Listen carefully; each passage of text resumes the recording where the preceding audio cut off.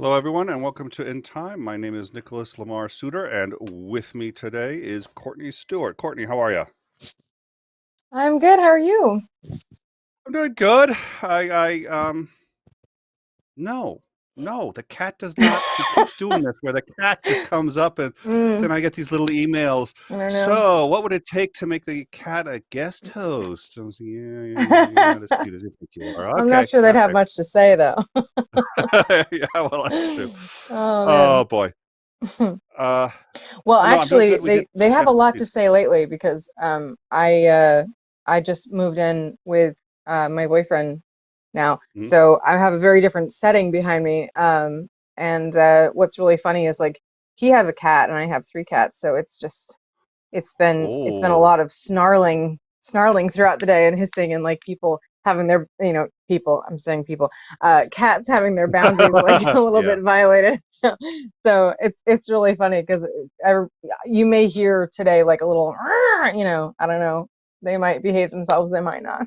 Y- Well, if listen, okay, so if you hear any hissing, it's either going to be your cats or my kids sitting there going, "Daddy, what are you doing?" Um, well, and we did. Let's see, we did the after show, the stories from lockdown, which we've been doing every Monday at 9 Yeah. p.m., which was my idea, and I set up, and nobody told me that we were doing it. Which you'd think I'd Oh. have figured out that we were, but last night it was just we had one, we had invited Mr. Serious on. He's just like, like, are you gonna Mm. send me a link? And it's just like, for what? Like, aren't you doing the show? It's like, oh, isn't that, wouldn't, Oh shouldn't we yeah. go live? Yeah. So, but thank you Oh to Mr. no. Serious for putting up. We were a little late. It was a good show. It was a very good show. We had a good time. Brendan came on Hmm. for a little bit too. So that was good. We've got Stitch, but we keep tanking Mikey. That's supposed to be like a nice fun show. And Mikey's like, oh, who can we have on as a guest? What are you guys talking about? Well, we're talking about how many Americans died in the last 3 minutes, and we're talking about Mikey's like, Mm. it's a little hard to do comedy from that. He's a pro, but even he's got his Yeah. limits. Yeah. That's true. Uh, That's true. So yep, yep. So but we should be doing Stitch Thursday, and then tomorrow we've got Mr. Kyle Curtis. He is the former co-host of the Non Sequitur Show, and for those of you who've been following in time, we used to cover it. I think at this point there are other channels that are covering it and doing a very good job. So, but it was brought to our attention. We never interviewed either of the co-hosts over a dispute regarding the ownership of a channel. I think it wouldn't have been a problem if the Mm. channel hadn't been really successful. But whoa, turns out the channel is successful, and then there are problems. So we've invited Yeah. on one of the two co-hosts. He will be on tomorrow to discuss some reasonably significant allegations against him, and then there have been some allegations on the other side too, and so we will have on at some point. We haven't reached out to Mr. McRae just yet. We wanted to get Mr. Curtis down and done, and then once that's done, we will go on. But I think that's going to be a good episode tomorrow, 2 p.m. Eastern Mm. Standard.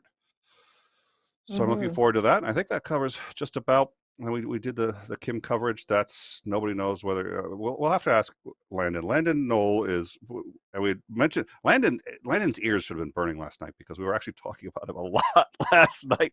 He's been streaming a lot. He's been very visible. I think that's what happens when you're on lockdown. All of a sudden, you're on YouTube a lot more. And Mr. Serious Yeah. and I were just kind of talking. It's like he's one of the smartest men we've. I was like, yeah, we have him on for computer science, for astronomy, for all these things. One day, a volcano blows up in the Philippines, and we're like, okay, who do we have as a correspondent for that? And Landon's like, oh, I can do that. He goes, I've been inside that volcano. I was like, really, really, really? Can you let somebody else be an expert in Is something? there nothing you can't Just do? for one. I know, I know. When I mentioned this too, I thought I'd get him. I thought I'd get him. And okay. It's like playing chess against a grandmaster. I just want to win once. I just need one victory. That's it, and I will put that We just shit on need my to, wall. yeah, we just need to have him on all the time. Yeah, oh yeah. But, well, it's funny you say that, but yeah. So I thought I'd get him with one. I was just like, okay, what state has the longest name in the U.S.? What state has the longest name? Mm. And there were all sorts of guesses, and he's quiet. And when he shuts up, what that means is he knows the answer, but he's letting everyone else play. I was just like, there's no way he knows it. I was like, what's the state? He goes, it's I Rhode guess, Island. Son of a bitch. right, okay, with both with two words versus one word, yeah. I was It's gonna the formal ask. name. So like I live in Massachusetts. Everyone calls it Massachusetts. That's not the name. The name is uh, the Commonwealth of Massachusetts is the form. Oh, you said that's. Oh, I don't can't. play with me. She's. That's. Oh yeah. If you could have just left it alone, but you're like, oh, you see, Nick, I'm isn't there a sorry. law about as soon as they're on, they have to be paid as like even if it's just like Oh, an extra, a stand-in. and she's so Um, cute. I I'm sure we can ask Landon. Landon will know the actual, but I think it's something like the People's Republic of the Democratic Commonwealth of Rhode Island or something like that. It's an insane name. Mm-hmm. But everyone nobody says that. Oh, They just okay, say Rhode yeah, Island. That's not the official right. name of the. That's why. I mean, if you look at a birth Interesting. certificate in Massachusetts, it doesn't say it's from Massachusetts. It's the people. The Commonwealth of Massachusetts. So, anyways, he had Yeah. it because he knows everything and he's been inside the volcano. And when there Well, is an that's what I would asteroid have coming to guessed. Earth, you would have guessed that he's been Sorry, inside go a ahead. volcano? No, I would have guessed about Massachusetts because of the whole Commonwealth of Massachusetts. Oh, But I didn't yep. know the full name of Rhode Island. No, we're gonna there's somebody's gonna find a asteroid hurtling towards this planet. I'm gonna call up Landon. He's like, oh yeah, I know Bruce Willis. Well, he and I were thinking of hopping over there, dealing with it. Um, I advised on the so movie Armageddon. yeah. So now Oh, he has a oh, particular interest in civics, in part because he took some stuff she's personally attacking with me a through the curtain. I'm county sorry. governor. Oh dear Lord.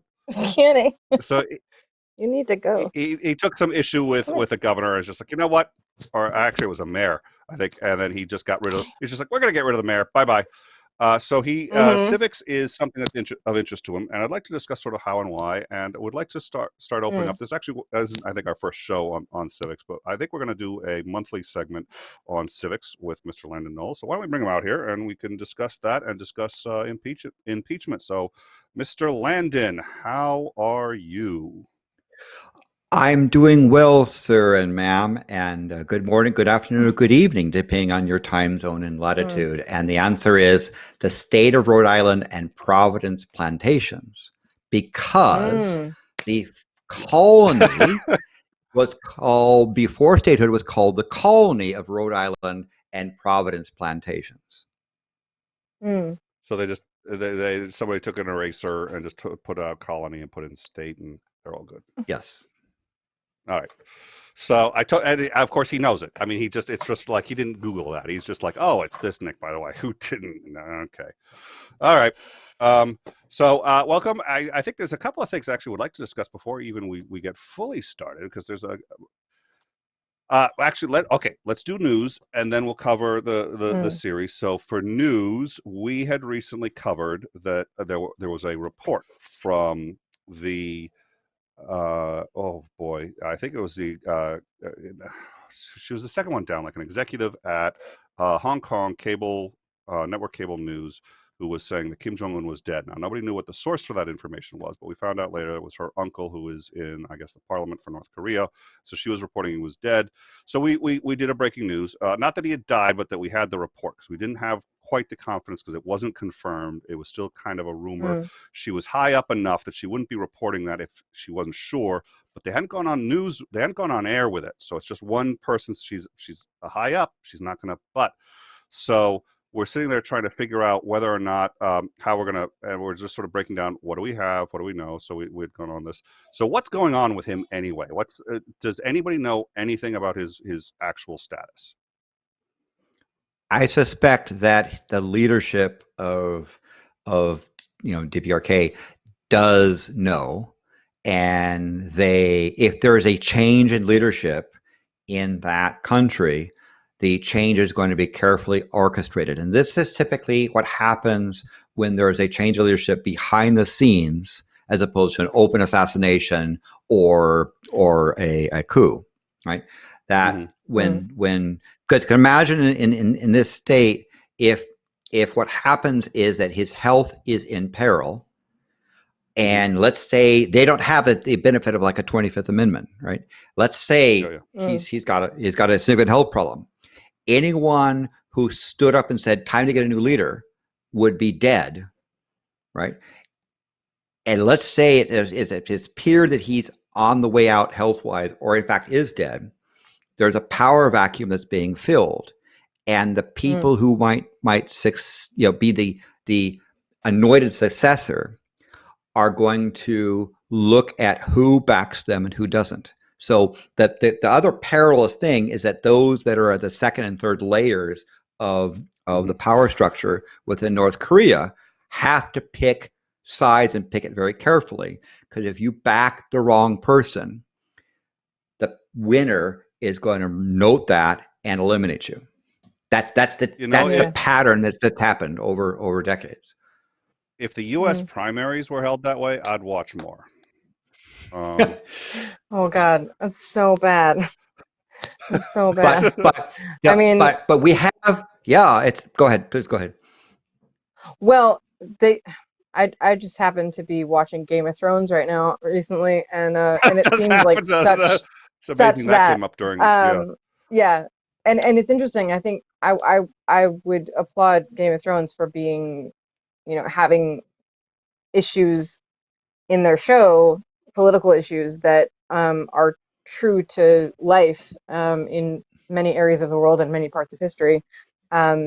Where yes, if you happen to back this person or that person, then that really determines your fate in a deadly way. And I think a lot of people know that North Korea has those sort of death camps as well, for political enemies and other people, non-supporters, and so that's a fate that someone could face, I'm sure. But yeah, so I guess we don't know if this has happened yet, though, the actual death. Well, when it gets announced and when it happens are two different events. And this is sort of similar to thing we saw in places like the Soviet Union, as an example. Again, why? Because it's not a case of we have to have breaking news and be factually correct. It is when the power structure has shifted, then the new power system announces the new structure. Right? It's a transition from control to control. And it's only when there's a deadlock and you have effectively a civil war and that the outside can say bad stuff is really happening, as opposed to we're going from one bad situation to another. The thing we do know is at some point, Kim Jong-un is not going to become the leader, right? He's got a finite lifetime, but he will have various glorious titles. For example, Kim Il-sung is known as the eternal president, right? He is still that's his grandfather considered, or is his the grandfather is still considered the eternal president, right? His presidency will never end. Right. Kim Jong-il is known as the eternal general secretary of the party, right? And the eternal chairman of the National Defense Commission, right? No one will ever be, other than him, that. So Kim Jong-un is going to be some inglorious title, assuming that his successor is of that Kim family. If there was somehow a complete change, a coup-like thing, then we might see a wiping of the slate, just like in the dynasties of Egypt, where you had a dynasty shift and the new people try to wipe out the old records. You might see something like that occurring, but most observers expect that one of the family members will secure when it's time for him to no longer be declared the colonel corporal leader, right? Because he's going to be elevated to a deity status, never dying, and a new person will come along and just perpetuate another one of these godlike things. But Roman emperors had a similar sort of thing of making the previous ones gods and then forcing people to worship them. It's pretty much a similar thing that we've seen in civilization. I love Landon. You had to take it. Yeah, you see. Exciting. if you had to have an over under on whether he's alive or not, what would your guess be? And for me, one of the ones that clinched it is that this is more likely than not that he's dead. Is his sister coming out for precisely the reasons. I mean, his sister came out and used her real name, which is staggering because that's a power Yes. play if he's still alive.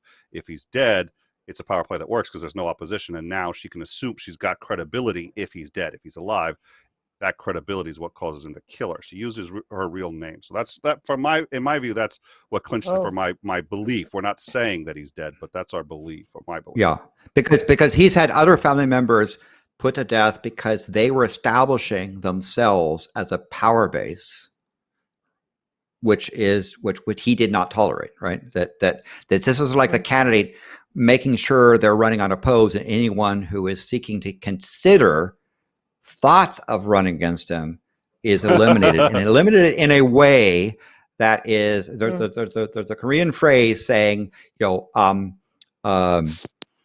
kill one to teach 1,000, right? Yeah. So the assassination murders were done very targetedly so that 1,000 people realize I'm not going to go there, right? So this is part of the reason why when he dies or if he's incapacitated, that they've got to figure out how do they do it. So the process that's occurred with his father and grandfather would be that he becomes a eternal living deity that is never considered to be dead. He's just there, and in the pantheon of Korean deities, and a new person comes forward honoring the three, right? Honoring the Trinity, the Kim Trinity, after they have secured stuff. And then, of course, there'll be those people who pick the wrong person who will then be eliminated if they don't flee. And if they do flee, they'll be sought after and killed in foreign soil. And that's Korea in a nutshell. Now, understand that also international politics works both ways. The people that are doing anti-North Korean stuff pick the hyperboles on the other side. And I'm not whitewashing what goes on there, but there's also an anti-Kim cult that's seen out in the West and goes in extremes as well. So it's not just North Korea that has the propaganda about North Korea. And I missed a super chat we did get from Red 199, Rhode Island and Providence plantations.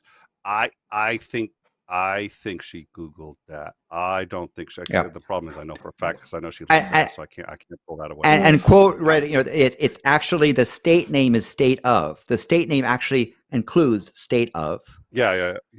So it's close to that, but you have to put state of in front of it, right? It's one of the states that says state. Yep. Okay, so we've been talking. We would like to have you on to do a regular series on civics, and I don't think this is going to be the sort of our first one. I think our first one may start even just as low as the Constitution and work up from there. But sort of before we get to really the fundamental question about impeachment, which I'm glad we covered breaking news, but I do want to start to get into that. But before we do that, why is civics so important to you, and why is that something that you wanted to, and you're going to grace us with a regular show episodes on In Time. Why civics? I believe it's vital to the preservation of the republic. Right there's a story that when the so-called founding fathers came out of their convention, and someone asked Ben Franklin, is it a blah or a blah, and his response was, "It's a republic, ma'am, if you can keep it." Now, what Franklin was not talking about was if you have enough guns to shoot opposition and maintain it by armed force like they do in Korea. What he was saying is if you are able to be part of the representative process, if you're able to keep the republic and to be educated. It's one of the reasons why early on in the so-called founding fathers, compulsory education was considered vital. Because if you merely had a plebiscite on the leader in the colony, they would have said, of course, it's King George III. Right? Yeah. And so there was this whole public education to try to take people who otherwise would not be educated and try to give them compulsory education, as opposed to being trained, the elite being trained and the rest working for the elite. Compulsory education, because they believed it was vital for the preservation of the country that people be educated and to understand what happens. That's kind of the fundamental thing. So as a matter of vital national security, it's important that Americans understand what is America. And it's sad to see when you find foreigners knowing more about America than Americans. That's a sad commentary. Well, but I think as Americans, though, we are not surprised by that. I think that But with our experience in our own country, with the way that the education system works and the way that the general population kind of dismisses politics and doesn't care about it or doesn't think to educate themselves on it, there's such a gap in knowledge, and that does come from the public education system, but it also comes from a population that is kind of unwilling to participate. And there are a lot of factors in that of like disillusionment, but at the bottom line, I don't think for many factors, I don't think that surprises us in America or probably the rest of the world either. It's kind of an embarrassment, but it makes total sense. It is a sad thing. And so one of the things that I think, talk about civics, is that, some people were required to take some civics in, let's say, high school. But if all you know about civics is Lincoln did the Gettysburg Address and Washington threw something over the Delaware River, and Paul Revere rode someplace, if that's your notion of civics, you are not doing your job. As Franklin said, it's a republic, ma'am, if you can keep it. Right? You're not doing your job. You're not doing your civic duty in keeping it. And the result is that the power elite who understand this will take advantage of your ignorance or your lack of interest in stuff, because the election system works for those that win. What do you mean by that? Well, if you get elected to office, the system worked for you, and what you find is people get into office and they are loath to change the system because it worked for them, and this notion of, well, let's educate the voters and let's get them even more understanding of what's going on, frightens them because it costs more to run an election, right? If the only thing that happens in your city is 8 to 10% of the possible citizens actually vote, you just target those people. You don't target the 92% that ignore it. And so you can put your campaign funds into the small segment that's going to vote anyway, and you could ignore the rest of the set. It was, when I was in the city council, one of the things that I would be presented with is people wanting to oppose something. Let's say there's a development and the neighborhood doesn't want the development, right? And so they meet with me to say, how do we do this? And we're going to go and collect all these signatures and present it to the city council and it's like, that's not going to work, right? Admirable as a bunch of signatures are, it's going to get ignored. He said, you want to make a difference in City Hall? Instead of getting a bunch of signatures, go and deliver photocopies of voter registrations with people saying, I'm voting in this decision matters. The coin of the realm is actual activity in the political process. And that scares people when they see all of a sudden an area which has a few percent turning into a large set. So like in our city, the renters kept trying to get rent control, but it had no ghost of a chance of getting there, or mobile homeowners trying to get control over the rents on mobile homes. And it never got anywhere. Why? Because in our city, and it was known to everyone, the elected officials, a homeowner was 9 times more likely to vote than a renter. So it wasn't the case that you could have 55% renters and therefore there's this election and then rent control comes through. It's the fact that renters don't vote. So when I would tell renters saying, why do we have rent control in Silicon Valley? I said, you want to make an impact? Register renters and get them to turn out to vote. Until you do, the power system is going to ignore you with impunity. Right. So that's one reason why it's important. Yeah. I have one more example just from my hometown, and then I feel like we're gonna get to the topic. But another example of that is in my hometown of Arlington, there were votes to either bring public transportation or not, and there was a lot of rhetoric to suggest that with public transportation there was going to be a lot of more homeless people and crime, and it was going to bring the everything down or whatever.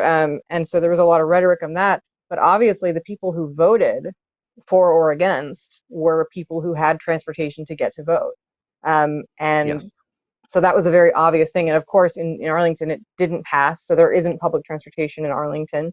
And that only benefits the people who already have transportation. And I'm not sure that the voices of people who needed it were necessarily heard. Yeah.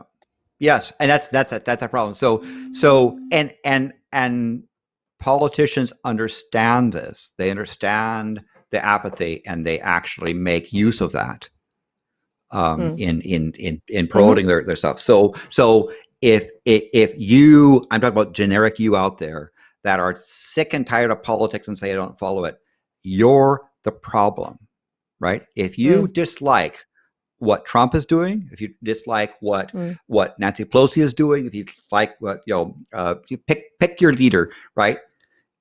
And you are not actively part of the process, you, not they, are the problem. You mean Courtney, though? In my opinion. Yeah, you the generic, right? She's the problem. So that's why. So this is why it's good. No, he's already made his statement. No, nobody's asking you to vote. He just declared it. It's Landon. We're good. Sorry. So he's the problem. So but it is and it's just in terms of basic facts and civics. So imagine if you had no idea about mathematics and numbers and how to add stuff, and people saying yes, our tax rate is 9,000%, and you say, well, that's absurd, right? Because how can it be more than 100, right? It's that kind of stuff that can be able to snow you with stuff because it works. So it's and it's sad. Every 4 years, an electoral college goes out, and you have to explain to people how the president is elected, and yet we have every 4 years one of those processes. And yet people don't. It hasn't changed. Don't remember. Changed. Yeah. And then that's where part of this process is that it is a matter of national security. That it imperils our nation to have people who are also willfully ignorant of civics, and so that's to try to preserve our nation. We need to try and help people understand what goes on. You don't have to like it, but at least you should understand what's going on, so you can at least evaluate for yourself. Well, so let's bring that to so there was something that happened that was in the papers a little bit. Not that I think it was a long time. I don't remember.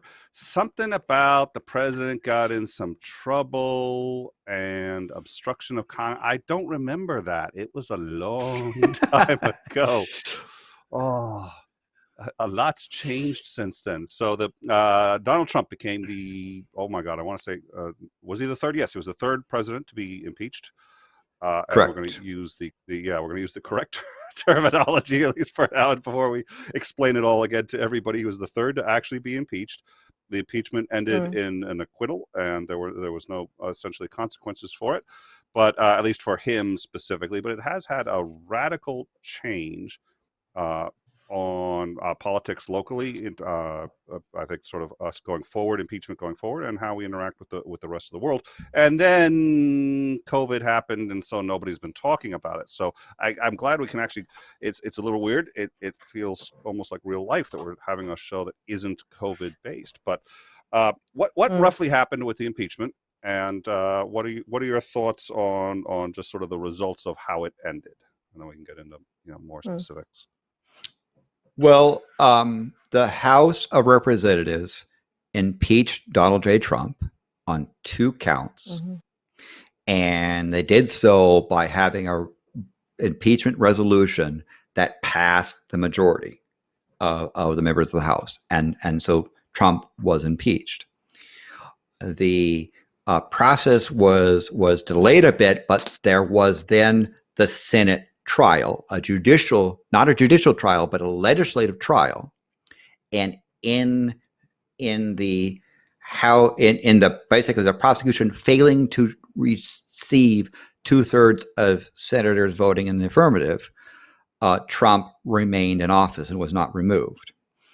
So that's the factual process. And even today, people said, "Well, no, Trump was impeached." He's still like, no, impeachment is like the grand jury issuing an indictment, right?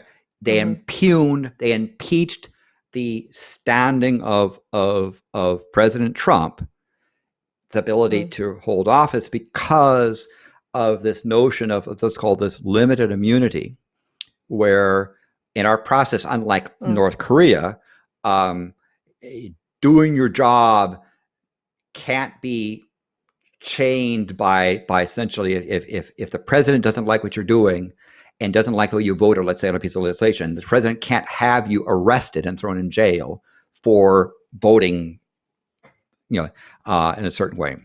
We have this notion of people in office having and it's called a limited immunity. The problem is if you then say you can do anything you want to, then you have a whole bunch of dictators. Then you have this power elite that gets away with murder, literally. And we've had vice presidents that have murdered people. and so this is not the first time we've had vice presidents who ostensibly may well have murdered people and then ascended to the presidency, but that's another one. Lyndon B. Johnson was accused of murder, and I think credibly, from when he was back in Texas, long before whether or not you think he had anything to do with the JFK assassination. There was a credible argument that he was involved in the murder of one of his rivals when he was in Texas, but that's a whole other thing. Whoa. So the point, I guess the point is that we had a process that went through, and the conclusion is that Trump remained in office. But the notion of if they said, well, we can't have the president or the police arresting federal people when doing something they don't like, right?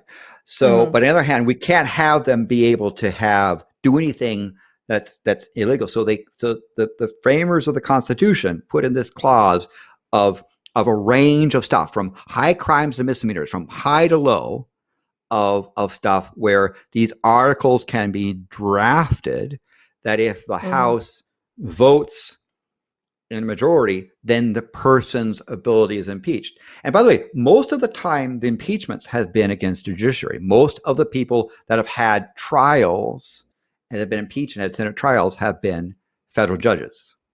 In fact, the last time there was, a trial, I think it was a near unanimous verdict of a judge in Louisiana, if I recall correctly. But if you look over the list of stuff, we've had 3 presidents impeached by the House. We've had a whole slew of judges impeached by the House, and a number of successful convictions removal on the Senate. Well, and we've actually, I guess we've never had anybody removed from office, right? Yes, we've had judges removed. Step down. No. I mean presidents. No presidents. We've had 2 presidents step down and 1 president stay. Interesting. No, Um, one president stepped down. Johnson, the first Johnson, was saved by one vote.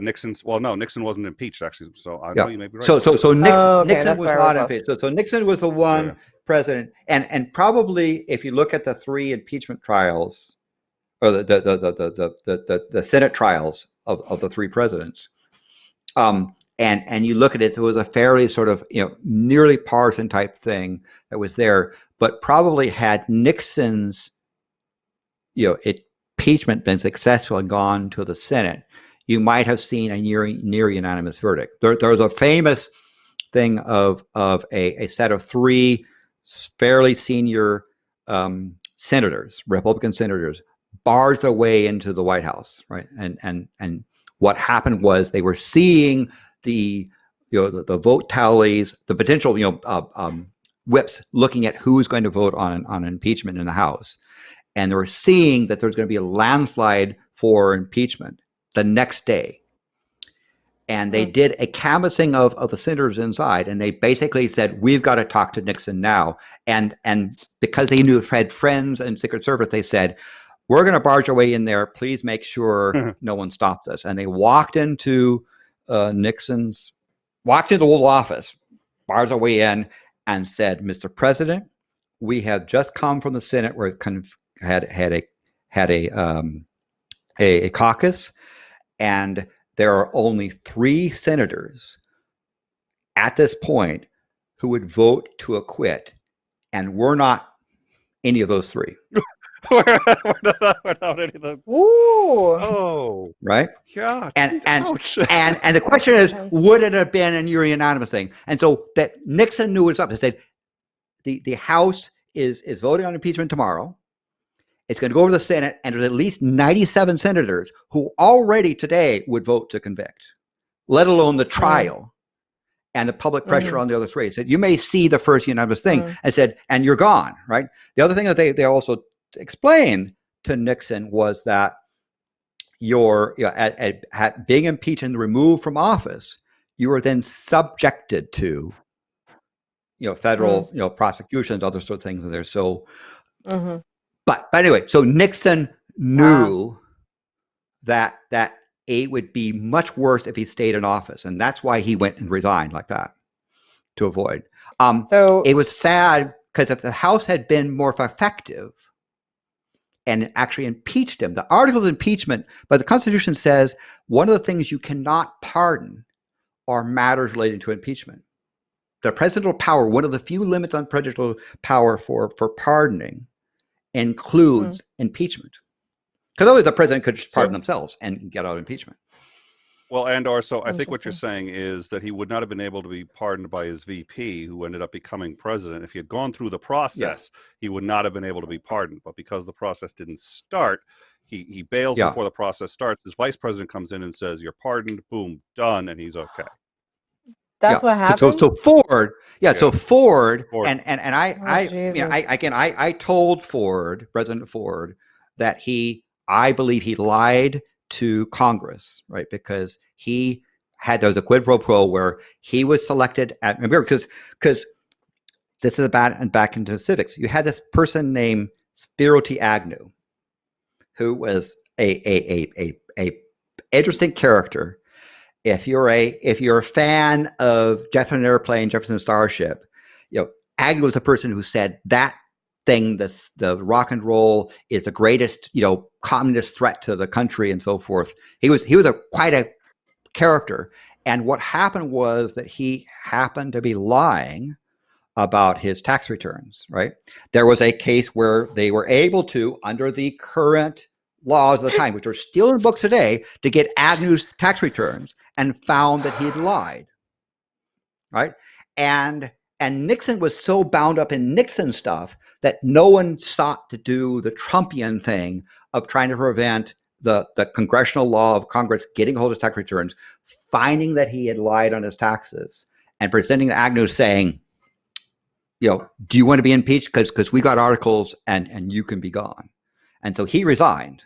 So what does Nixon do? Nixon then goes and turns, because remember, he's got to have his vice presidential nominee confirmed, by Congress. Mm. And so he picked Ford, who was the leader, it was a leading figure in the Senate.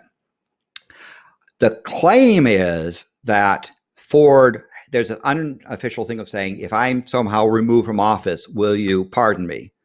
If so, then you can be my vice presidential nominee. Yeah. Ford denied it, but I believe Ford lied. And by the way, when I believe he Ford lied too. I think pardoned, there was no doubt in anyone's mind that Ford was going to do that. Yeah. when Ford pardoned Nixon, the House began impeachment process on Ford.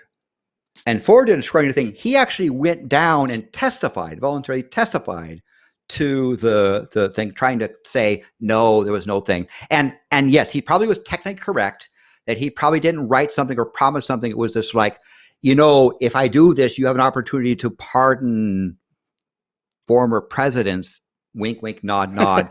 We won't say it, nod, nod, nod. That's how that's how Ford could honestly say, well, I didn't actually tell Nixon I would pardon him, but it was understood. So Ford became vice president, right? It was confirmed by Congress.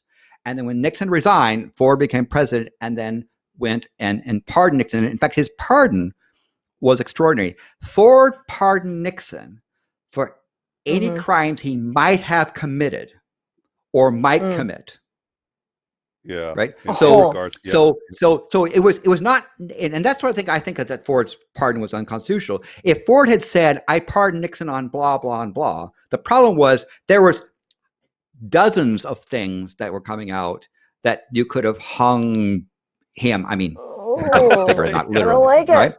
I don't like it. So Ford pardoned Nixon, and so he had a lifetime get a jail free card. Okay. In regards to that, question. In regards to the Watergate, yeah. So for the topic today, though, because we're getting like 15 minutes away from an hour, I guess our topic today is what's significant about the outcome of this. Is that the topic, right? Yeah. Well, yeah. So there were the Trump impeachment. What was different about this Trump impeachment that you think has changed what the impeachment process will be like in the future? Because the other one was bad, man. Jeez. Yeah, that was yeah. Well, I mean, I think the thing, and this might shock several, the number of people listening, but the current pandemic we're talking about,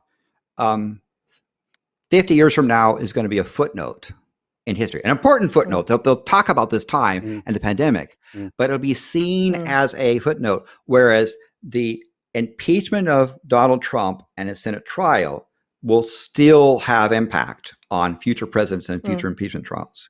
Much like the whole thing about Clinton and what occurred is a similar thing. In fact, some people understood that part of what happened to Trump was payback for Clinton, right? Back and forth. And there's going to be a response back. I think one of the things, but let's just say again, why does this matter? Because future impeachments are going to be seen in the light of effectively this legislative political precedence that's been set.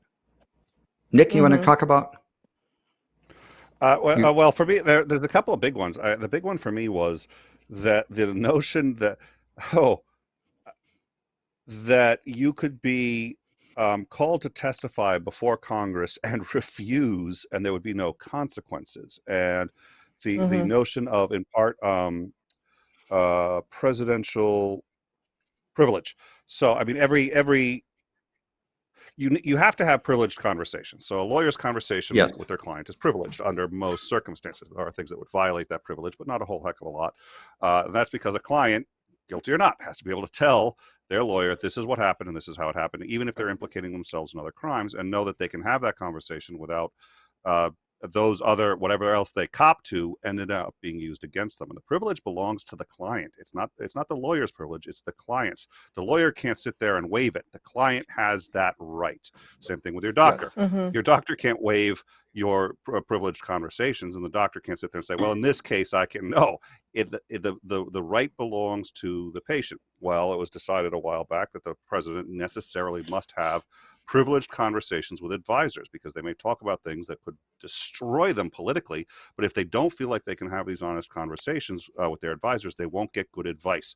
So for the president to be able to do his job, he needs to be able to have people with whom he can confide about things that are unsavory, perhaps even illegal, but get good advice back, and they cannot or will not tell others about those conversations. But there's a couple of caveats I would have thought to that. The first is under subpoena, congressional subpoena. If Congress says we are doing our duty as part of the checks and balances in investigating what has happened here, and we are asking for, in the case of where we believe a crime has happened, and it is a felony to lie to Congress. It's a felony to, if you're under subpoena, to not show up.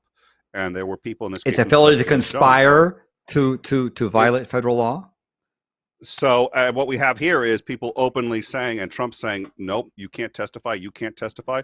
And then there was a question of Bolton said he was willing to testify and that he wanted to testify. What he had appears to have been extraordinarily damning. And Trump was just like, nope, he can't testify because all that was privileged. And again, if it was privileged, that would be Trump's privilege, and Trump gets to determine whether or not he testifies. But then the question becomes, does he really get to declare, especially after the fact, but does he get to declare every conversation he's ever had as privileged? What are the bounds of that? And is there no checks on it? Whereas, Congress can't sit there and say, well, you were talking about murdering 3 people. We'd kind of like to know. So that's what interests me the most about it. Yes. And understand that this process, some of these judicial findings about this power structure is being argued before the Supreme Court now. Right. Well, it's Supreme Court is looking at it. Yeah, they're looking at whether or not you can do this. But this has all been, the Supreme Court has actually, because of the COVID virus, the Supreme Court has suspended and now isn't going to. That's one reason they were pushing for the. So I'm sorry, I cut you off, Landon. The Congress decided not to pursue these people. They could have and thrown all of them in jail. They decided not to because they didn't want to delay the impeachment proceedings past the trial. But all of this is going before the Supreme Court, and it's been delayed. But I'm sorry, I cut you off. And the Supreme Court has there was a time where they said we don't have time until after the election, but then it appears that the Supreme Court sort of reversed that thing. They didn't technically reverse it. I believe inside the Supreme Court there was a number of people who said we can't let this just pass by, because I think the Supreme Court is worried that if they, by lack of action, give the executive branch huge powers that are unchecked, the Supreme Court is in peril. Because I think one of the things you find out in this the 3 branches, right? One of the things that the Supreme Court is most effective at is protecting itself, right? When one of the other branches impugns or steps on the power of the Supreme Court is very willing and unanimous to go and stop it. And inside there was the conflict between the political process of the Supreme Court, because the Supreme Court is a political process, and what monster are you going to create with precedents?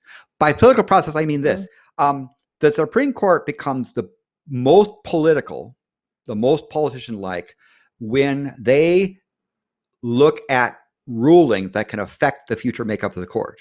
So, for example, Bush v. Gore was a majority deciding to help shape the future court. It was they didn't care as much about which president would, the rulings and the absurdity that they went through. It was when we decide this way, then we're going to get this president who's going to elect judges like this and shape the future court. That was the Trump election as well.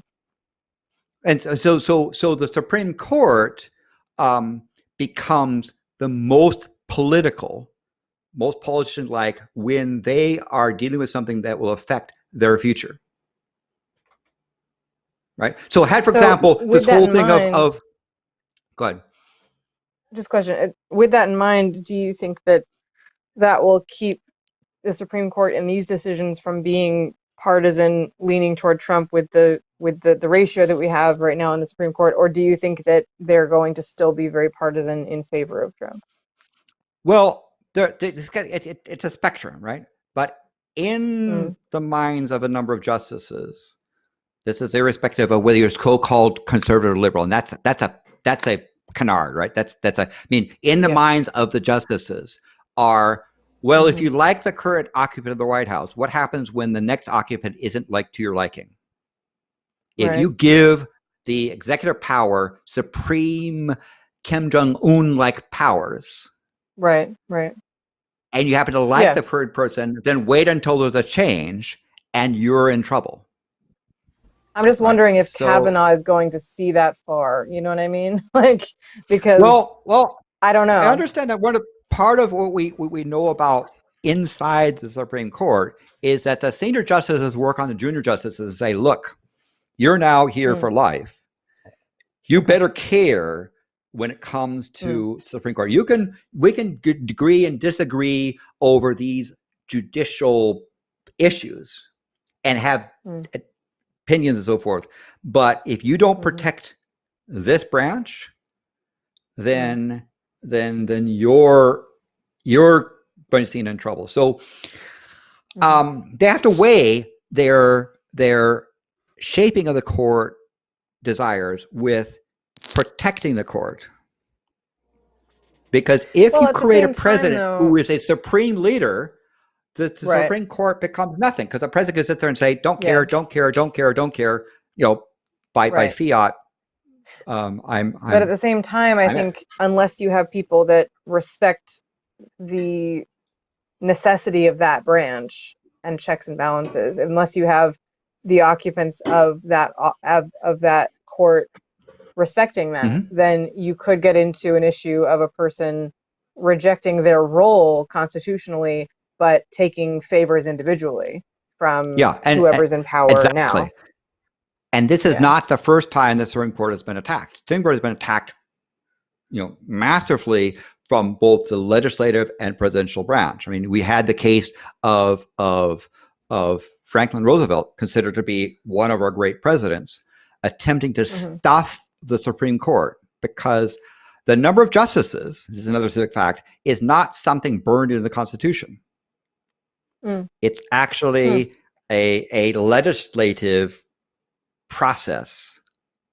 And and the problem was that the Supreme Court, the way its nature, because of its lifetime appointments, tends to lag the current political process by design.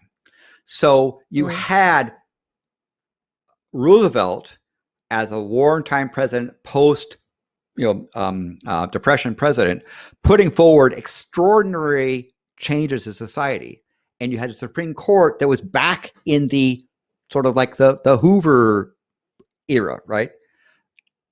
Checking and balancing. A number of some of them still survived, like Social Security and so forth, happened to survive, but a number of the things that Congress passed, the so-called 100 days that they judge a president by, where'd that come from? Well, because Roosevelt and the Congress were in line, and they put forward sweeping legislation that transformed the nation, and it was only the Supreme Court that said no. So what did Roosevelt do? He said, let's go and expand the Supreme Court to 15 justices. Why? Because I can then nominate 6. You'd get to appoint all of them. Yep. Whoa. You're right, nominate. Yeah. Whoa. And so that's an example of an attack, right? That the Supreme Court pushed back and said, no, right?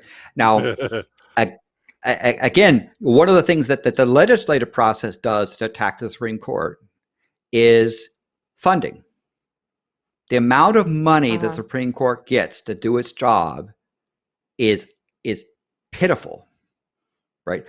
Part of the thing, they were worried about the cost of telephone conferences because it was eating into their budget, their annual budget, just to have telephone and video chat stuff, right? The amount of money that's an entire branch of government worried about. I mean, that's not just like the secretaries, that's everybody there.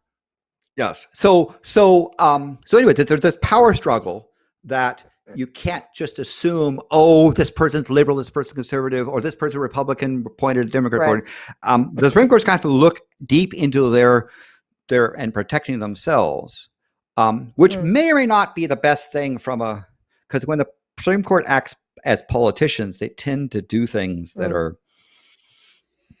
less legally logical. So Trump impeached, and they failed to convict in the Senate trial.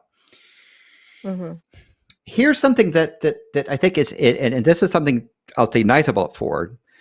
Ford, as Senate leader, correctly stated that the impeachment process and the trial in the Senate is a political process. It is not a judicial, right? There's no notion of how you do it in courts and judges and precedents and so forth. It is a process of the legislature. Right? The trial that was in the Senate was a legislative trial. So it is inherently political. I mean, it's politicians doing the stuff that politicians do. And so it's not a matter of was it fair or was it in violation of court precedents. The Supreme Court has no authority over the impeachment process. They might try to do it, but even to say, but wasn't the Chief Justice sitting there? Well, he was merely a presiding officer. He had no actual powers other than doing the presiding process, right? The Senate was judge and jury. So what we saw here was the case of Senate acting as a judge. Do we want to have witnesses, right? If you go in a court trial, the judge doesn't let any side bring in any witness to blather stuff. There is a whole process. But Nick can say about you just don't bring in any testimony because you like it. I mean, you're the one who has a law degree, so. I don't have a law degree, but I do teach. I teach the stuff. Well, I mean, obviously. The judge has but the judge has precedence. It's different for every. But absolutely, you have to have the witness has to have some bearing. They don't let them talk and then just go on forever. And the questions have to be formulated. And if you're bringing in people who don't meet those requirements, you get sanctioned by some way by the judge, and you can lose the right to even call witnesses. So you can. But in the case of the Senate, we had a case of one side wanted to bring in witnesses, and the Senate, as senators, as politicians, deciding and voting to not allow any witnesses to be called. Now, and again, to show kind of ignorance of the whole thing, people said, but this is terrible. Every trial has witnesses, which is not true, but trials frequently have witnesses. And the answer to that is no. This is a legislative trial, and the rules of evidence and the rules of court procedures of the judicial branch has no bearing over it. So when you had a vote, and you had a vote on subpoenaing witnesses, you had a 51-49. 51 of the judges said no. 49 said yes to bring in witnesses. Why? It was pretty blatant. The people who didn't want witnesses did not want more damage done to their party and their president. Now, it's true. There were two Republicans that said yes. Let's have witnesses. But as well, one thing that happens in the Senate sometimes is they give freebies, right? They do a count, and they said, yes, we have 53 who will go along party lines. So then they'd say, of the 53, we can give away 2 and still win.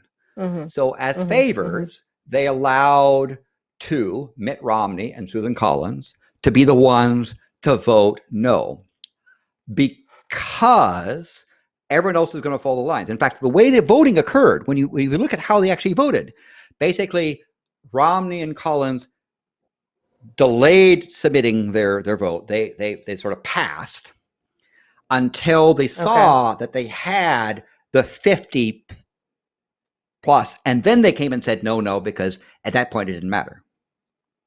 And especially if it And helps that's what with happens re-election. So if a senator is up Yes. for re-election and he's got people who want him to vote no, he waits until he wants to vote yes. He waits until yes is inevitable, and then he can vote no, and he's clear, as long as usually it's cleared that way. And that happens frequently in the legislative process. So in terms of the like judges said no witnesses. Right. So in terms of what is unprecedented or what might change things in the future, that's not one of those things because that already happens. Well, I think the way it was done with impunity, right? Usually the way it was done in the past was the political process said, well, let's let some people go in and testify, but let's figure out how to minimize the political damage from it. Mm-hmm. This time there's a blatant, don't want to have anything, want to get back to doing what? Running for office. And moreover, raising money. I mean, one of the things that the senators do most, one of the most time-consuming job is raising money for the reelection. And while they were in the Senate, they were basically locked into the Senate trial. They could not raise money. That's why the senators wanted to get out of there and get the trial done. Yes. Yes. Well, no, they can't, most of the time with the senator, they're not out raising it. They're not shaking hands. They're not. So the senator needs. They're not on the phone. $1,000 a day. Yeah, they're not earning their $1,000 a day, which is that they need for reelection. Yeah. And there's a building. There's another building that's outside of the Senate chambers area where the senators go over and do their fundraising, do their calls and calling their favors. That's one of the most significant parts of a senator's time is raising money for the reelection. And you can thank Senators United for cementing that process. Yeah. Good. Just I have kind of an unrelated question. I don't want to get us off the rails any more than we already are. But is the money that's given to political processes, is that like taxed? Does that contribute to anything in terms of taxes or the economy? Money that you donate to a political cause or a political party or a PAC or so forth, you cannot deduct that on your taxes. But I think, wait, politicians can loan receiving it. Yeah, if you're receiving it, if you're giving it, if you donate $1,000 to your senator for a reelection, you can't deduct that on your taxes, right? Right. But the way the process is that you want to raise more money than you need. Why? Because you then use those excess money to loan and influence other people. So you find a senator that's in a tough race that's got to raise a lot of money being told by colleagues, do you want to run unopposed or are you going to vote for my bill? And so they'll tell someone saying, if you don't shape up and vote for this bill on, let's say, the size of oranges, standard for oranges, I'm going to contribute money to your opponent in your primary and force you to have to work harder to get reelected. Someone like Newt Gingrich, who rose to Speaker of the House, did so because he was a master at raising money.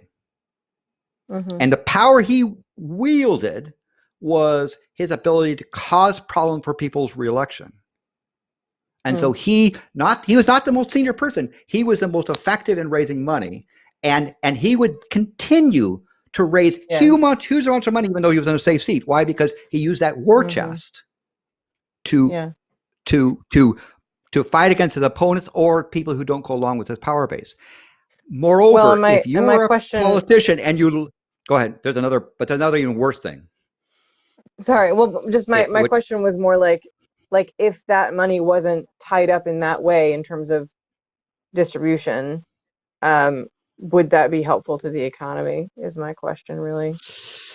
Well, the question, if you trace the money, is where do campaign contributions end up? not in a politician's pocket, although some embezzle. Yeah. They end up in the media. The Right. money that's been that plot companies go to the media, print, news, So that online contributes stuff, to. TV. So the media's machine is the beneficiary of all that campaign contributions. Mm-hmm. And so you can imagine someone standing up and saying, I would like to essentially make it nearly impossible for anyone to spend unlimited amounts of money. And the media going, yeah, sure, go ahead. We'll be okay with not getting all this money. On top of that, people don't realize is that if you are a candidate, what you do is you loan money to your political friends. Why is that important? Well, because when you loan money, they supposedly have to pay it back. But what they do is you don't loan to them as a person, you loan to their political campaign. The political campaign then spends it. Mm-hmm. And at the end of the campaign, whether win or lose, they close the business. They close the campaign. Now, let's say, but I loaned you money. Well, here's the thing is you then take that loan, declare it a bad loan, and you get tax deduction on the debt. You can if you lend your friend money or a write-off on it. Yeah, a write-off. It's a write-off. Yes, right? both sides. So, yeah. And so there's a process going on. So understand that when I say this is part of understanding civics, when I say that the senators were upset that they were not able to go and raise money for their re-election. It's a big thing because it's also the power balance inside the Senate, as well as their ability to hold on to their office, right? And it may be that they're in the same seat, but they want to gain more money to have more power against their colleagues. And that was what that's why bipartisan. Yeah. Yes, and in some sense, there were Democrats who were concerned that a lengthy Senate trial would impact their election. Remember, we had a bunch of senators who were trying to run for party nominee. At that time, we had a number of Democratic senators who were concerned that they were locked up into this potentially lengthy Senate trial and not out there campaigning for the party's nomination. So I don't mean to say it's a Republican evil. So one of the things that I think the Trump trial, Senate trial did was it took things that were kind of, let's pretend to be a little bit objective. But we actually know it's actually political, and it made it overtly political. Theater, yeah. They dispense with a lot of the theater is what it seems like. So Mitch McConnell came out and said on day one, we won't be calling witnesses. Didn't say we'll be consulting, said we will not be calling witnesses. Said that day one, declared it, which stunned the living daylights out of me. Woohoo. But he knew where the votes were. Yeah. He even knew that it was unlikely the Democrats could somehow gain upper hand and bring over Republicans because he knew what a lengthy trial would look like. He was certainly concerned about how it would look like for his party, but also he was also, on the other hand, he had to be a little bit subtle because he also realized that if they did it just a complete sham, then there'd be impacts on senators. Because what could have happened is this, right? Remember, there's a judge and a jury. You could have, so when they came forward with, when we started the Senate trial, the Senate basically said, here are the rules. McConnell could have done this. He could have said, and the rule is Trump is not guilty. Had a vote, and they say if this is successful, then Trump is found not guilty, and we stop the trial, and he's acquitted. They could have done that, but instead they said, "Well, let's have this process coming forward." They're a little bit. I mean, I still wouldn't call him subtle. But all right, he didn't do that, but he still wasn't subtle. You're like, but this had to be a little subtle. I was like, well, okay, fair. But let's talk about let's say that we have 50 years from now a president who has been demonstrably shown to be treasonous, right?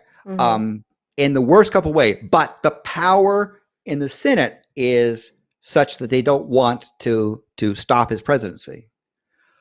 It's going to be much easier for them to railroad it through than to pretend like they're being objective. I mean, yes, they have this solemn oath they swear, and each one has to swear it individually and sign the register. But the next president who gets impeached and gets tried by the Senate is going to be able to have their process railroaded, either to convict or not convict, depending on what the power structure is. So do you think that what do you think this has done to the impeachment process in terms of its ability to function as was intended, which was to drop the protection against removal? Do you think that it sounds like in the last second of what you just said there, you're actually saying that on the balance, it may not have done anything because it made it both easier and harder depending on who's in power and who's trying to do what. But what do you think is the overall effect, good or bad, for this country in that regard? I think the case of, we're talking about for the president, right? Because I think the impeachment of judges has been less impacted than the impeachment of a future president. But impeachment of future president, facts will be less matter, right? They'll sit there, and so you might even see the House sitting there saying, yes, we could go and impeach the president for whatever reason, right? Some future president, but look at the Senate. They're just going to railroad it. So do we stick it to them and force them to say no, or do we not bring up an issue? And think right now, let's say that Trump has done something which is impeachable. Do you think the House of Representatives would dare do it at that stage? Yeah, no. I think the bar is a lot higher than it was. Yeah. Right. Let's say he gets reelected. And let's just presume that now you have a majority of Democrats in House and Senate. Will you get an impeachment thing again? Well, remember, you got to get 2/3 in the Senate, not just you can get a majority in the House, sure, but then the question becomes, well, do you stick it to them just to be mean, or do you actually just say, well, what's the point, right? So I think one of the things that's going to impact is future presidents that the impeachment of future presidents might be delayed or reduced because they say, what's the point? And future Senate trials could be more politically blatant, right? Where they could be basically end like that, saying, here it is or here it isn't, right? It's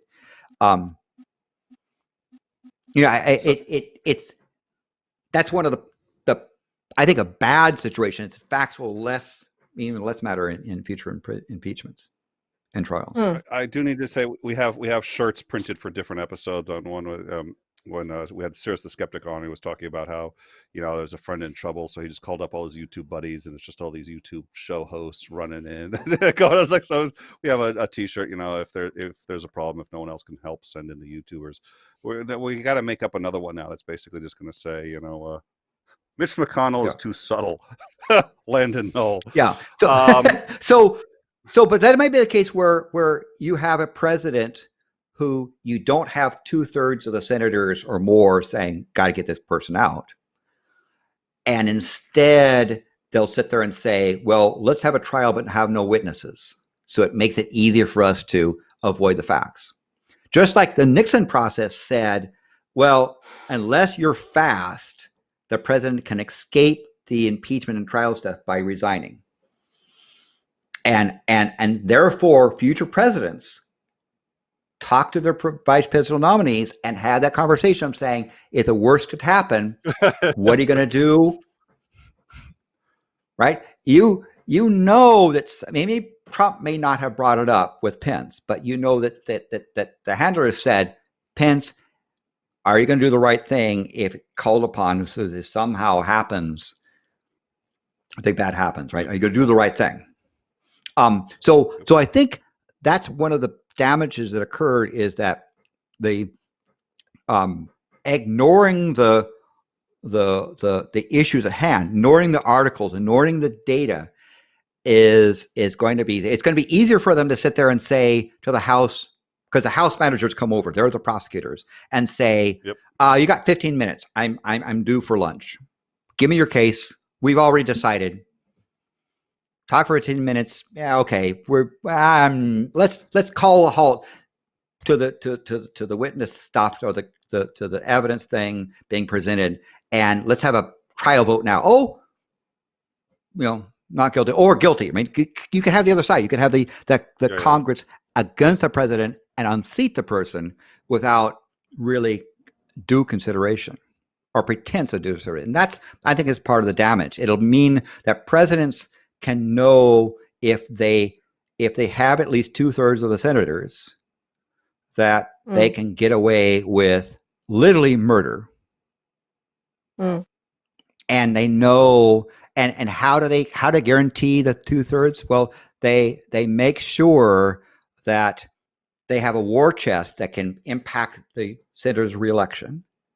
And they make sure that the things that they have a Rolodex saying, your senator is so-and-so, and you care about blah, blah, and blah. So we'll go and support that legislation to make sure you're still friendly with us. And if you don't, if you look like you might be potentially, not on our side on a Senate trial or impeachment in the House, will impact what you care about. I mean, imagine. So do you think that's what happened? Of course, it's a political process. That's how politics works. But do you think that's how Trump was able to have such support in this process, even though everybody's kind of on the same page about incompetence? I think I don't think he had to go and worry that I don't think his presidency was ever at risk of a Senate trial, but if it looked like he had ticked off enough Republican senators that it might become uncomfortable, then the thing. So I'm sure they made sure. So you don't think he had to? Enough. I mean, I don't think he had to fight for his presidency. I think they wanted to make sure that there was a majority, because one of the things that the Clinton you're like destroying my brain. You're destroying my millennial brain, man. The Clinton trial, that came over from the side, right? And in the Senate trial, where they're talking about the blowjob and all that stuff, Monica Lewinsky and the White House again, literally they're impeaching impeached him over a blowjob, right? Or lying about getting a blowjob. Congress, and so what happened was that the Republicans who were in majority in the Senate knew that they weren't going to get 2/3. They knew they were not going to peel off enough Democrats to get to 2/3 to kick him out of office. But they didn't care about that. They were trying to embarrass the president. Yeah. But the other side of the coin, they were protecting the dignity, because they didn't want to have, because the Democrats were saying, bring in the dress. Let's look at the semen stains, and let's sully the so-called dignity of the Senate by talking about stuff, getting Monica Lewinsky to describe his penis. I mean, why? Not because it would change the outcome, but it would embarrass senators. So there's this whole big back and forth thing happening. Okay. So the Republicans knew and the Democrats knew that Clinton was going to be acquitted. What they tried to have the narrative to say, well, just on this technicality, we couldn't get 2/3, but we got a majority. And they said, if they do this canard saying, well, if it was really democracy, because it's unfair rule that it's at 2/3. The Constitution says it has to be 2/3. If they said it was an unfair rule, technical rule, then he would have been out. And so they tried and tried and tried. And by the way, they thought they had a majority of senators voting to convict. And there's a senator that flipped. Just like Romney case, there's a senator that flipped. And in fact, when that happened, because people knew what was happening when that happened, and he stand up, and I'm trying to remember his name, the guy who flipped on the thing and voted not a Republican that voted. No way, I can remember that. Yeah. It'll come to me in just a moment. Not to impeach or Clinton. not to Clinton. Yeah, okay. they voted. Yeah. Voted not guilty. Right. When that happened, at that point, the Republicans knew they didn't have a majority. Right. And so the impeachment of Clinton didn't even get a majority because they wanted to push this narrative of yes, but it was just technicality. He remained in office. Okay. Was the thing. So that was a case where again the notion of the blatant partisan attack got easier. How? Because you see the Clinton impeachment made it easier for the Democrats to do their thing, knowing it was not going to fail. But this time now it's easier for the facts of the case to be limited in their examination. Well, that is for me what was so confusing. That's for me what was so confusing about the rhetoric that was coming out of this process this time. That you're saying that this happened before as well, where you have a group of people in the Senate, in the House. This is their job, and they know how this process works. They know what the rules are. They know what the laws are.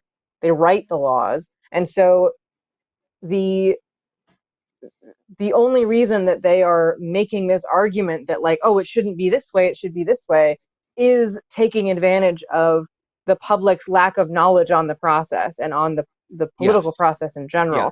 And so what you saw this time with this live coverage on C-SPAN and on NPR about what was being said was so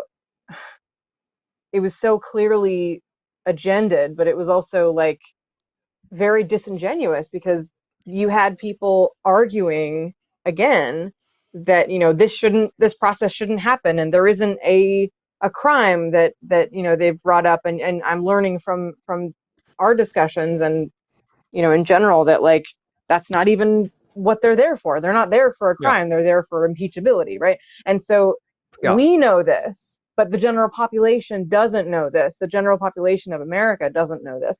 And so that's why they could get away with what they did. To take advantage. Yeah, they're able to take advantage of that lack of knowledge by making this argument and making the other side look really bad, or making the process look bad, and really confuse the issue on purpose. Like it is not representative of our interests.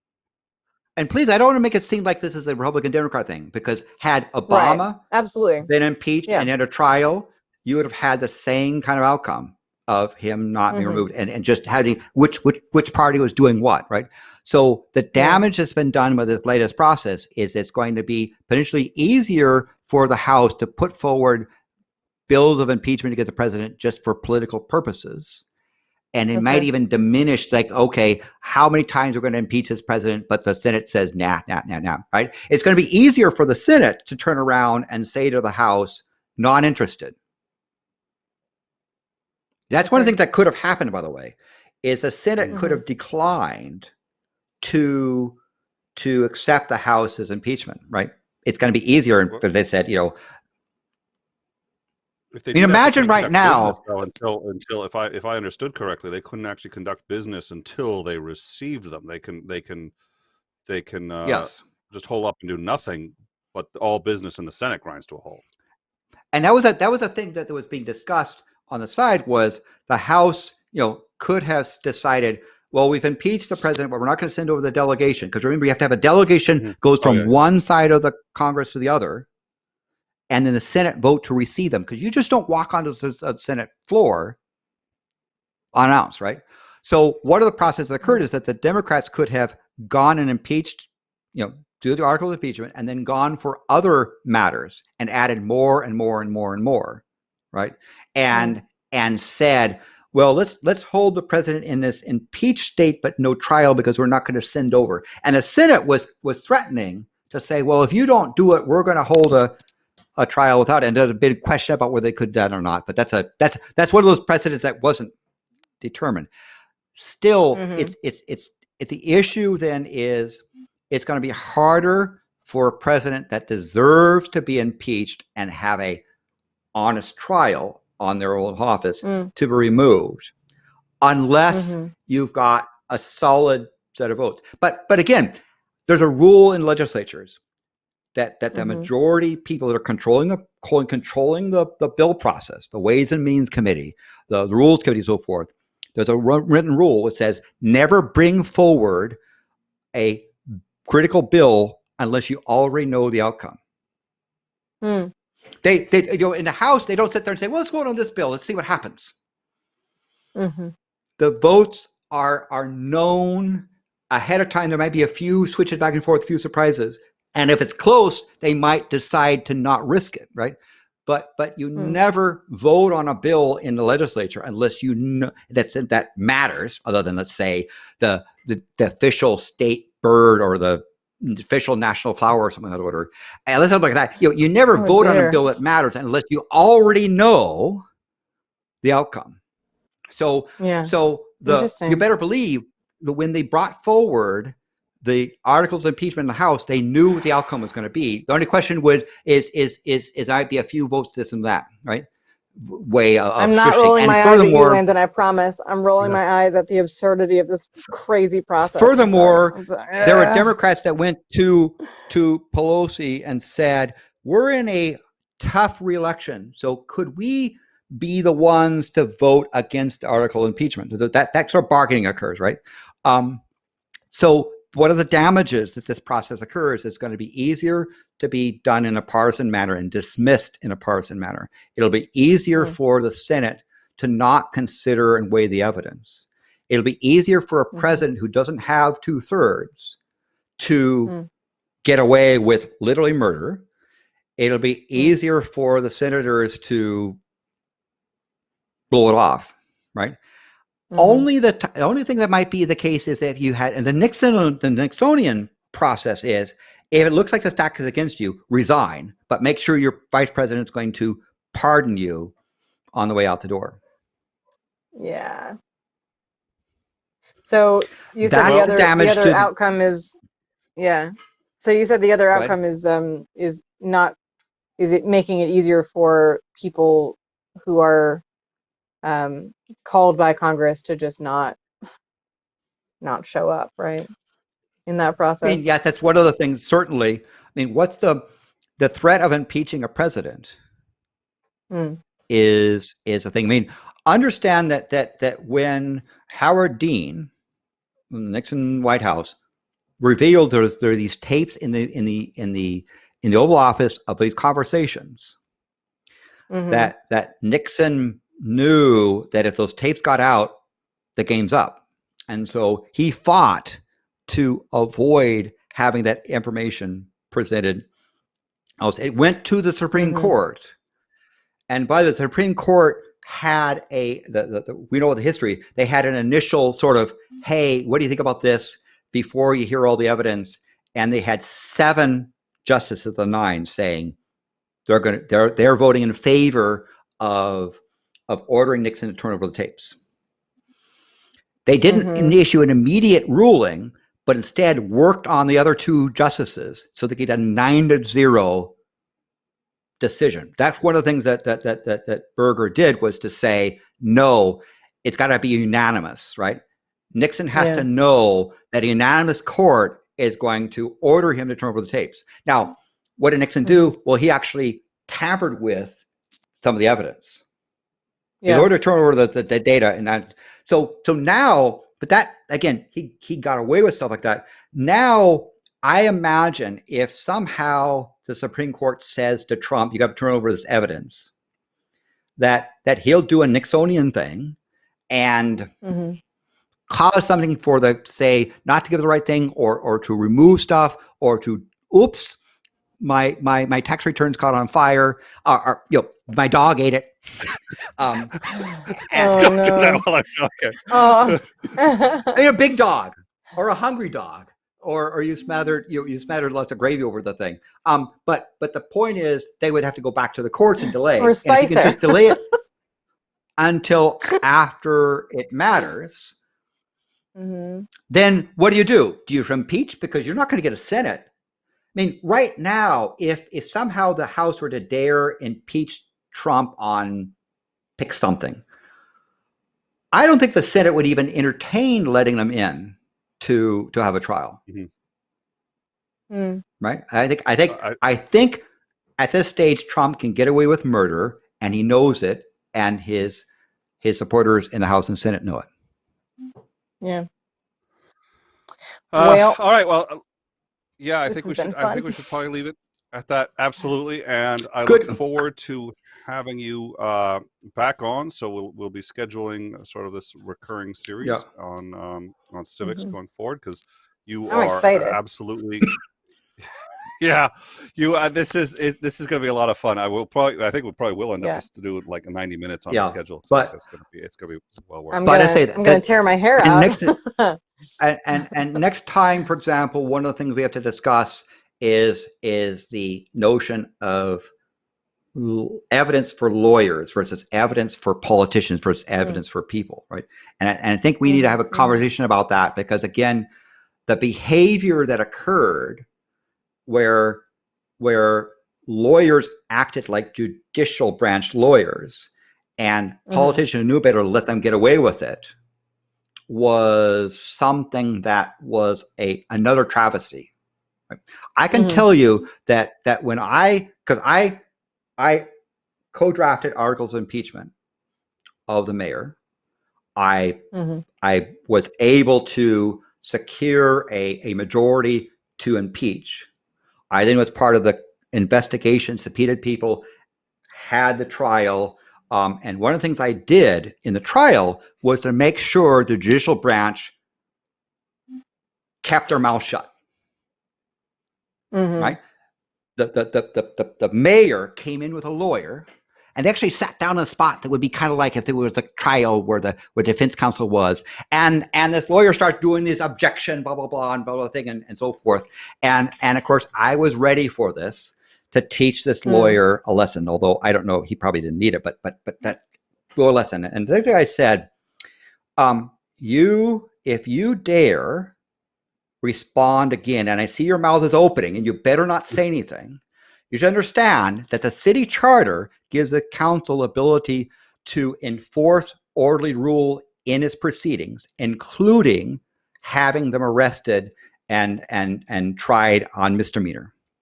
The jail is right across the way, and the next time a sound comes out of your mouth without permission, the police who are there will be directed to arrest you, and you'll spend the time over in the jail. And I'm not kidding. I said, and I see you beginning to say something. I better not hear a word from you without permission, because this is not a court of judicial law. This is a legislative proceeding, and unless you behave like such, but even still, we gave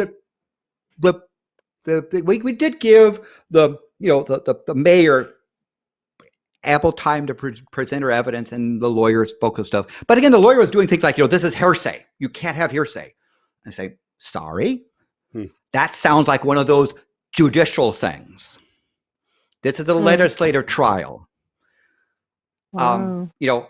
I said, we can rule you out of order if you keep trying to make this charade that somehow the Supreme Court and all of its precedent stuff has anything to do with what's happening here.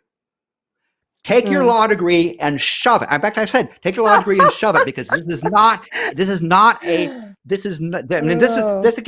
part of the legislative branch protecting its power and saying to the Supreme Court, no. Yeah. Right. And what the damage that occurred was with this whole thing. So we'll talk about the lawyers and what they were able to get away with, because it was another travesty there. So I've got such a busy day. I think, but I love this so much. I think there'll be a time to do that. So I don't know, any other questions or comments? Well, let's it matters. Let's wrap it up, because I think we're a little past for both the hosts. So we will next time we'll schedule 90 minutes. I think this time for both of us we need to get going. Yeah. But thank you very much for joining us. We'll be letting our audience know when when we'll have you on regularly. We'll have something scheduled. Tomorrow, Yeah. we will be having our interview with Kyle Curtis over the breakup of the Non Sequitur Speaking show. of That'll it, be 2 p.m. speaking of impeachment, Eastern. Yeah, that will Ooh. be an interesting one, I think. And then Mm. Mikey Famine Thursday, 8 p.m. Eastern Standard for a Stitch in Time, and then we'll be doing our stories from the lockdown on Monday again. Maybe you can join us for that. I think that would be spectacular. Mhm. I'll stay in touch with you on that one. But Landon, thank you very much for coming in and discussing this with us again, and I look forward to having you on again very soon.